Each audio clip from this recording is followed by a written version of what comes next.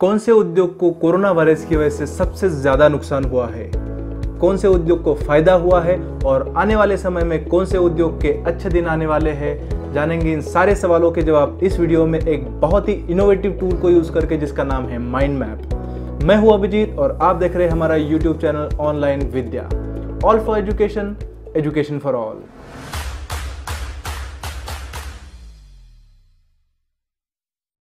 फिर से एक बार स्वागत है आप सबका हमारे YouTube चैनल पे। अभी तक आपने ये चैनल सब्सक्राइब नहीं किया है तो अभी सब्सक्राइब कीजिए और बेल आइकन को भी दबाएं ताकि मेरे नए वीडियो के नोटिफिकेशन सबसे पहले आपको मिले। तो चलिए दोस्तों, बात करते हैं कोरोना वायरस और उससे उद्योग जगत पे जो असर हुआ है उसकी। आप ये तो जानते हैं कि कोरोना वायरस की वजह से पूरे वर्ल्ड में हाहाकार मच गया है और इंडिया उससे छूटा नहीं है। इंडिया में जो लॉकडाउन हुआ था वो 2 बार एक्सटेंड हो चुका है। फैक्ट्रीज बंद है, दुकान बंद है, अनएम्प्लॉयमेंट बढ़ चुका है, इकोनॉमिकल ग्रोथ कम हो गया है, नौकरियां चली गई है, इनकम ड्रॉप हो चुका है, लोग परेशान है, डरे हुए हैं और भविष्य के बारे में चिंतित है। तो इस माहौल में जानते हैं कि कोरोना की वजह से किस तरीके से अलग अलग उद्योग और उसके अंदर जो बड़ी बड़ी कंपनियां हैं उन पर असर हुआ है। तो कोरोना की वजह से सबसे खराब इम्पैक्ट हुआ है banking, NBFC, real estate, metal, auto, infrastructure, airlines and agriculture industries पे।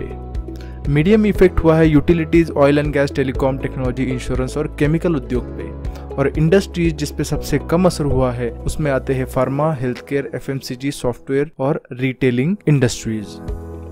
मैं कोरोना के अलग अलग पहलुओं का अलग अलग उद्योग और उसके अंदर अलग अलग कंपनीज पर किस तरीके से असर हुआ है वो एक एक करके माइंड मैप के जरिए समझाऊंगा। तो ले आते हैं इस माइंड मैप को आपके कंप्यूटर स्क्रीन के ऊपर। तो कोरोना की वजह से 22 मार्च से इंटरनेशनल फ्लाइट्स को सस्पेंड कर दिया है और उसकी वजह से एयरलाइन इंडस्ट्रीज को बहुत ज़्यादा नुकसान हुआ है। उसमें companies like jet Airways, spice jet और इंडिगो को सबसे ज़्यादा नुकसान हुआ है। और इस लॉकडाउन की वजह से एयरलाइन इंडस्ट्रीज को लगभग 25,000 करोड़ का लॉस होने की संभावना जताई जा रही है।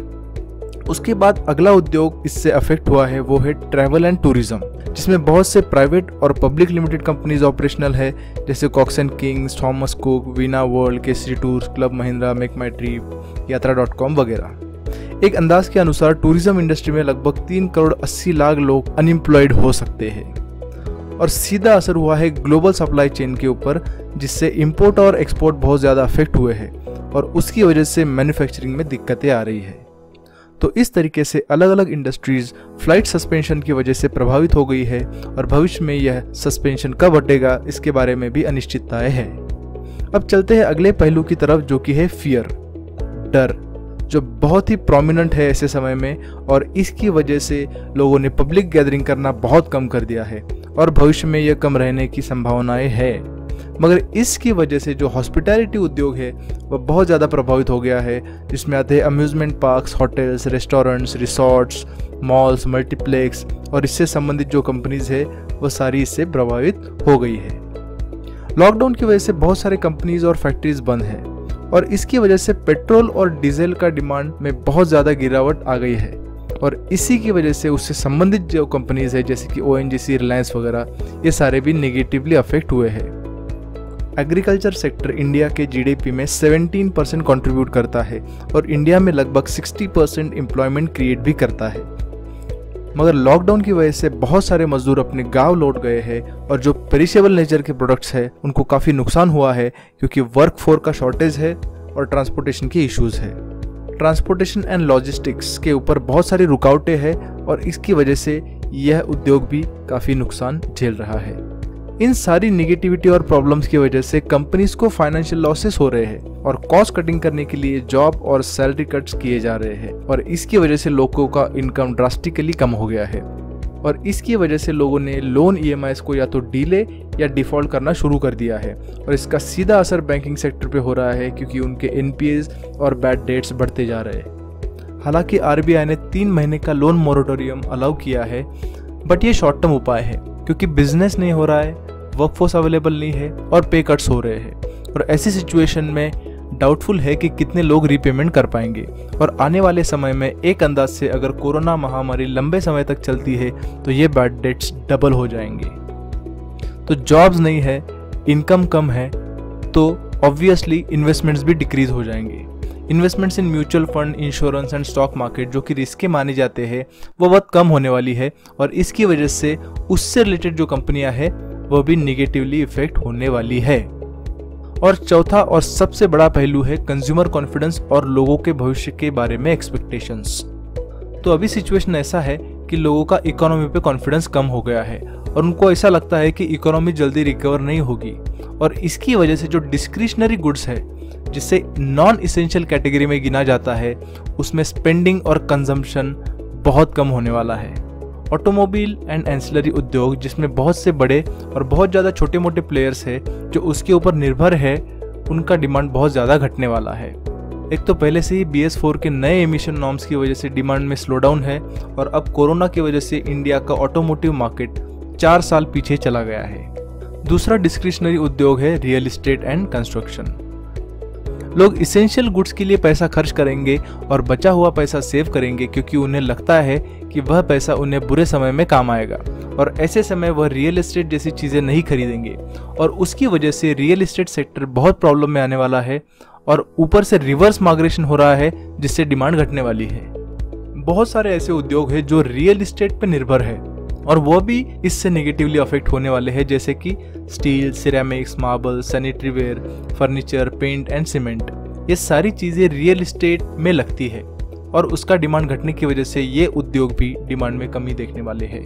कंपनीज जैसे JSW Steel, Tata Steel, Kajaria Tyres, Nilkamal Furniture, Asian Paints, Nerolac, Ambuja Cement, UltraTech ये सारे इसमें आते हैं।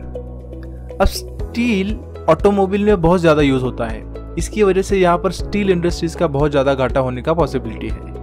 आगे बढ़ते हैं कंज्यूमर ड्यूरेबल इंडस्ट्री की तरफ जो कि डिस्क्रिशनरी गुड्स बनाती है जैसे fridge, washing machine, oven, laptop, AC वगैरह। यह भी नकारात्मक डिमांड अनुभवने वाले हैं और इन सारे डिस्क्रिशनरी गुड्स और सर्विसेज को फाइनेंस प्रोवाइड करने का काम फाइनेंस उद्योग करता है जिसमें बहुत सारे प्लेयर्स हैं including HDFC, LIC housing finance, Bajaj finance, Muthoot finance वगैरह। ये सारे NBFCs हैं जो लेंडिंग का काम करते हैं। NBFC उद्योग का मार्केट कैपिटलाइजेशन पिछले 3 महीनों में 40% से ज़्यादा घट गया है जो कि सबसे ज़्यादा है और आप इससे अंदाज़ा लगा सकते हो कि यह सेक्टर कितना प्रभावित हुआ है। दोस्तों अभी तक हमने वह सारे उद्योग और कंपनीज देखे जो कोरोना और लॉकडाउन की वजह से निगेटिवली अफेक्ट हुए हैं। अब बढ़ते हैं ऐसे उद्योगों की तरफ जो कोरोना की वजह से पॉजिटिवली अफेक्ट हुए हैं। सबसे पहले बात करते हैं हेल्थ एंड हाइजीन की। कोरोना की वजह से लोग बहुत हेल्थ कॉन्शियस हो गए हैं और इसकी वजह से जो मेडिसिन का सेल है वो बहुत ज़्यादा बढ़ गया है और इसकी वजह से pharmaceutical companies like Lupin, doctor Reddy, Sun Pharma ये सारे काफ़ी फायदे में है।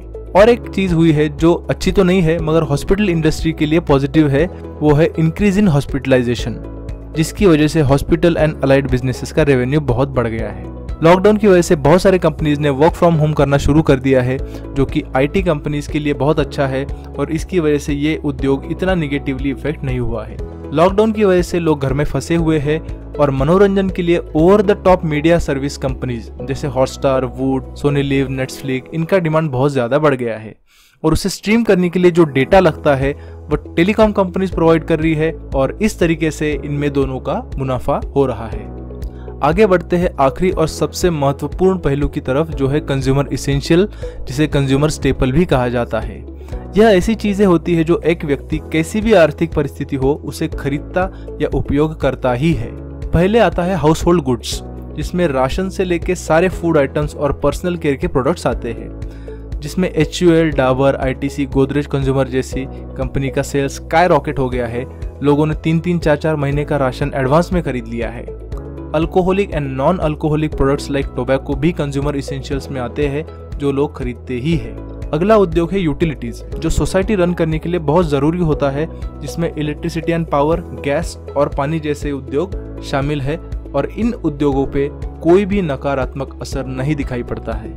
और आखिरी में आते हैं रिटेल उद्योग की तरफ जिसमें रिटेलर्स लाइक डीमार्ट, बिग बाजार, रिलायंस स्मार्ट वगैरह शामिल है और इनका बिजनेस भी बहुत कम प्रभावित हुआ है। तो इस तरीके से कोरोना और लॉकडाउन की वजह से अलग अलग उद्योग और उसमें से अलग अलग कंपनी सकारात्मक और नकारात्मक तरीके से प्रभावित हुए हैं। तो दोस्तों अगर आपको वीडियो पसंद आया है तो जाते जाते लाइक जरूर कर देना और कुछ सवाल है तो कमेंट बॉक्स में डाल देना। अभी के लिए बस इतना ही। धन्यवाद। Good day.